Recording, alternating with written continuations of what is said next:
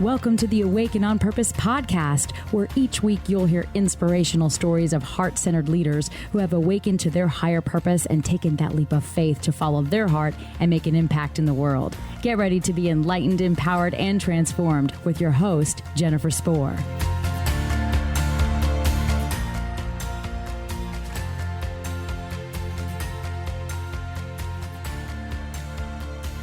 I'm excited and honored to welcome as a guest to the show today, Sebastian Soul.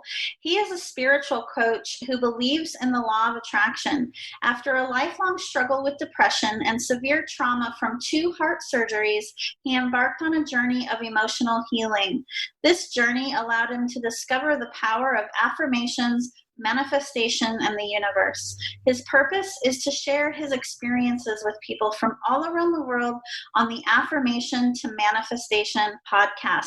Welcome, Sebastian. I'm excited to have you. And I'm excited to talk to you. Thank you so much for having me. Awesome. Well, let's go ahead and jump right in. I'm excited to share you with the listeners today. Sebastian, what inspired you? I know we mentioned this a bit just now in your bio, but what inspired you to do the work you're doing today? The main inspiration for me was this idea that if I can do it, other people can do it too. Because before I had my first spiritual awakening moments and before I embarked on this journey of healing, I was the most unspiritual person on planet Earth. I have, for example, one family member who always tried to introduce me to spirituality and who guided me a little bit on this path, but I was always very resistant to it. And I was always the kind of person, whenever I heard spirituality, I was like, yeah, that's for some weirdos, hippies who are just running around and going, yeah, hoobadoo-badoo. And I always made fun of this, which is now kind of ironic because I'm a very, very spiritual person. And that's why I had this idea that if I can do it, then other people can do it too. And if I can share my experience with other people and make them understand that even somebody like me who doubted it, even somebody like me who was at this low level of consciousness, even somebody like me who made a lot of mistakes in the past, that if I can change, then they can change too.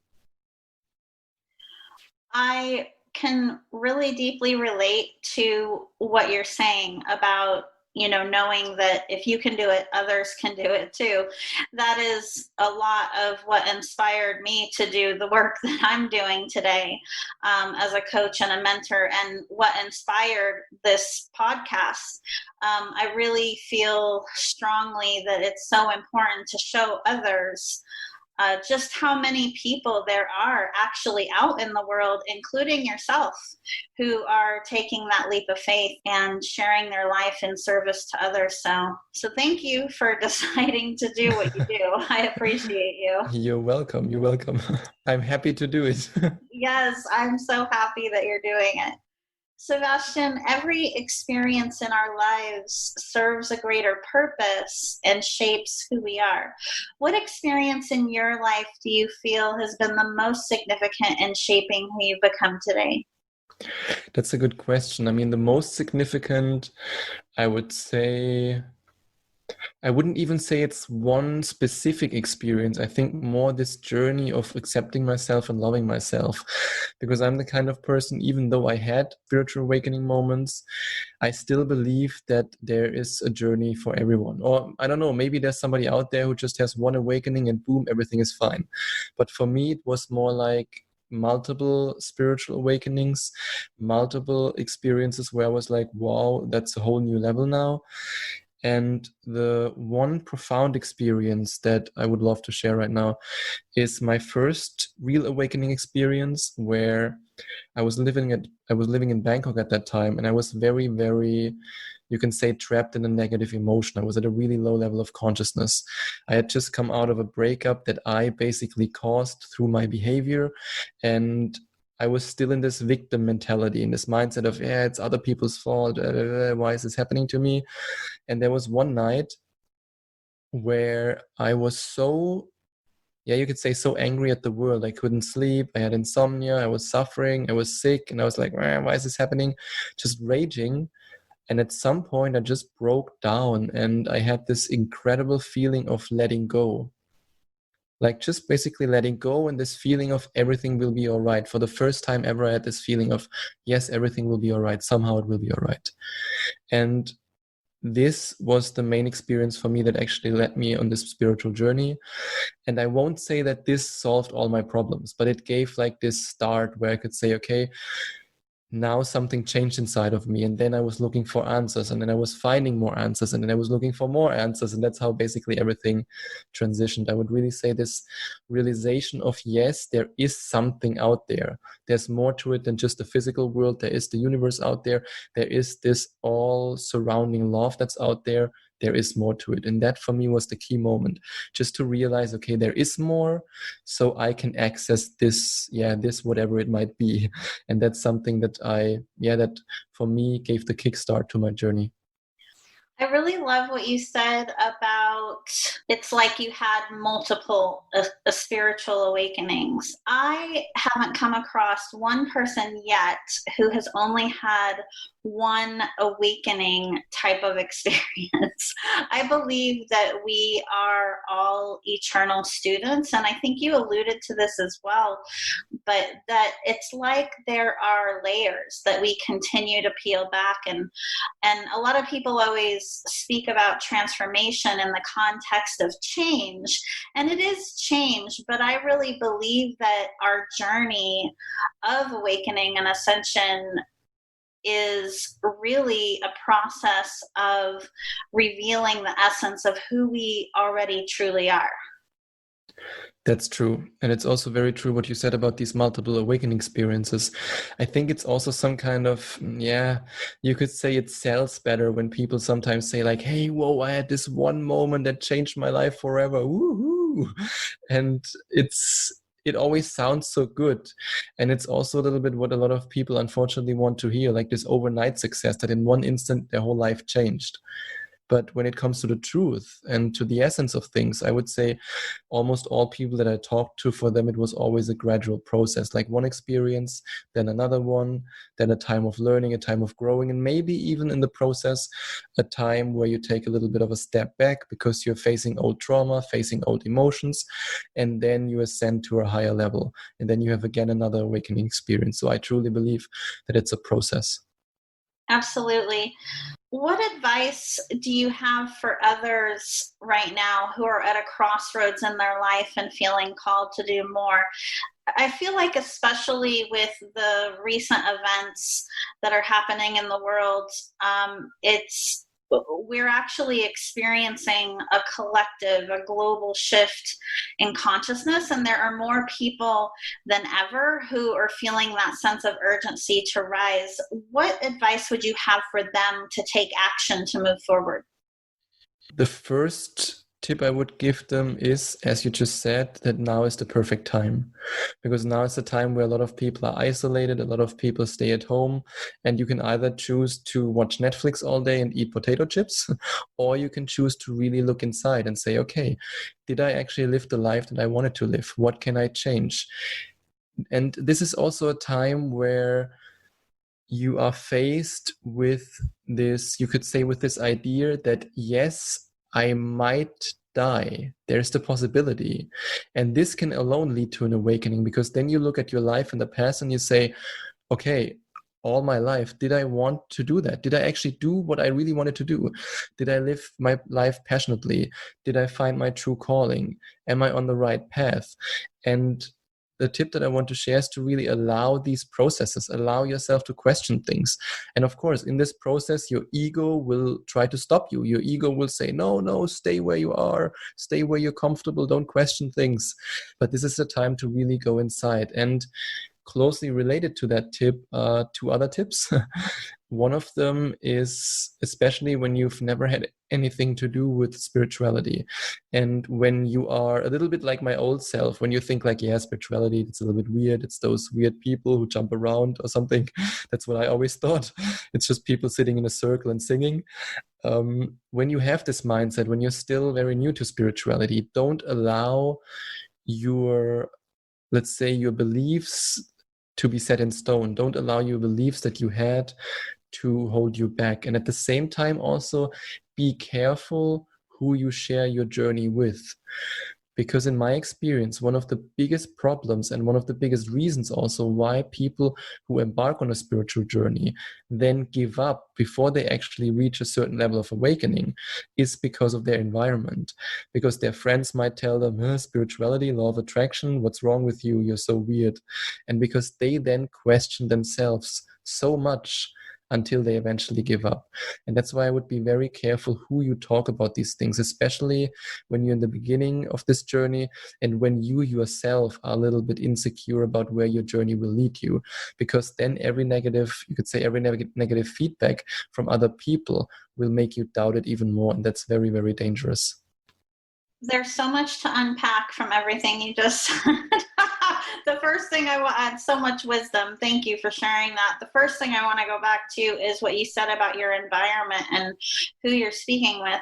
It's so true. Something that is important for everyone to understand is that just as we each are on our own journey, others in our lives are on their own journey too, right? And everything is energy, and every person emits a different energetic frequency.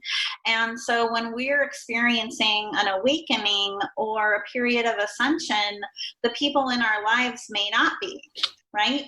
And so it's actually very natural and very common that when you're having these experiences that there may be friction in your relationships, or that people in your life may not understand or agree with what you're doing. And as you said, that's why it's so important to not allow yourself to be influenced by your environment, but to really learn how to recognize your intuition as guidance and to really follow where your soul is guiding you. I mean, yeah, and there's also, let's say, another problem here with this whole idea of sharing your thoughts with others. And that's a bigger problem that a lot of people don't recognize. Yes, it's true on the one hand that the negative feedback that you will receive from other people can hold you back, but it's also other people themselves trying to hold you back. And this is actually something that shocks a lot of people when I tell them. Also, when I tell my Skype coaching clients that, a lot of them are like, what, my friends and my family members, why would they want to hold me back? They love me. Yes, they do. But at the same time, especially when you're in a social circle, in a social environment, and you have, in every social circle, there are hierarchies. And when you have a specific place in this hierarchy, for example, when you've always been a very negative person and you're in a social circle with other negative people, and suddenly you want to, you could say, jump up the hierarchy ladder because you are the one who says, okay, I won't drink anymore, I won't smoke anymore, I won't do this negative stuff anymore, I will work on myself, I will make more money, whatever it might be. And you think, hey, these people love me, they should actually tell me, yes, do it, it's amazing. But what's really going to happen, not always, but often, is that these people try to hold you back because when you succeed, they see their own failure when they look at you. And this is something that a lot of people underestimate, because when you, in every social circle, when you try to be better than the other people in your social circle, they often see that as a threat, while you think, oh, they just want the best for me. And you have to be very, very careful who you trust in this situation. This can be a tricky position to be in. I'd also like to go back to what you said at the beginning of answering our last question about the advice you were providing. You had mentioned, deciding how you're going to spend your time, whether it's going to be Netflix and eating potato chips, which are definitely salty and good, but not always, the healthiest for you, whether you're going to do that or you're going to spend time on your growth. That is really important and key what you said, because everything is energy. And especially from a law of attraction standpoint, in order to achieve the desires that are on our heart, our thoughts, our emotions, and just as important, our actions need to align to that vision, correct? Yeah, exactly. And it's also with your vibration. I mean, all those things, they might provide you with pleasure, but I see pleasure as something different as happiness. A lot of people confuse happiness and pleasure. It's pleasurable to play video games 10 hours a day. It's pleasurable to watch Netflix all day. But does it really make you happy? Does it fulfill you? Do you say at the end of the day, yes, I had an amazing day and woohoo, I'm improving? Probably not so much. There's nothing wrong with watching Netflix every now and then or playing video games every now and then. It just all depends on how much energy you focus on things. And when you live a life that you're not really proud of, that you're not really, where you're not really say, hey, yeah, I become a better person. I think a lot of people trick themselves into believing that, yes, this is what makes me happy, when in reality, it's just short-term pleasure. But short-term pleasure doesn't really raise your vibration in the long term. But when you're really, truly happy with what you do and with the life that you live, then your vibration is constantly at such a high point that you automatically attract the things that you want. That's at least what I believe. Absolutely. Something else that I heard recently that really resonated with me as well, that I think is relevant to this topic, is also asking yourself, is this soothing me or is it nourishing me, right? So when I hear you talk about pleasure, that's what I think of in terms of soothing. It's like a temporary, momentary type of thing, versus when you're actually doing something that's nourishing and contributing to your well-being and your growth. Exactly. Yeah, those are two different things. And it's important on this spiritual journey to recognize that. Sebastian, if someone's interested in getting connected with you and learning more about your podcast and what you're up to, how can they find you? Where's the best place to go? When people want to find out more about me, the best way is actually to listen to my podcast, to just go to iTunes or Stitcher Radio or any other podcast platform, where they can then search for the Affirmation to Manifestation podcast. I usually release a new episode every day or every second day. And I also offer Skype coaching there. And I help a lot of people with, just generally with their manifestation process, with their affirmations, with their spiritual journey. And I help them to raise their vibration to such a point where they can actually manifest the things that they want. And I think those are the two best options. Now, just listen to my podcast, see if you like it. And then if you want to work with me, I'm always open to accept amazing Skype coaching clients who want to learn more about the law of attraction and who want to manifest their dreams. Awesome, Sebastian. And we will be sure to include that information in the show notes as well for our listeners to get in touch with you. Sebastian, I want to thank you so much again for spending your valuable time to speak with me today. I really have enjoyed our conversation very much. That's amazing. Yeah, I mean, I love to talk to you and it was really interesting. Thank you so much. Thank you. Thank you for listening to the Awake and On Purpose podcast. Please visit us and subscribe to the podcast at awakeandonpurpose.com so you never miss an episode. To learn more about how you can connect with your higher purpose and take that leap of faith to make your impact in the world, visit us at jenniferspor.com. And while you're there, be sure to join our email list for exclusive offers and a weekly dose of inspiration.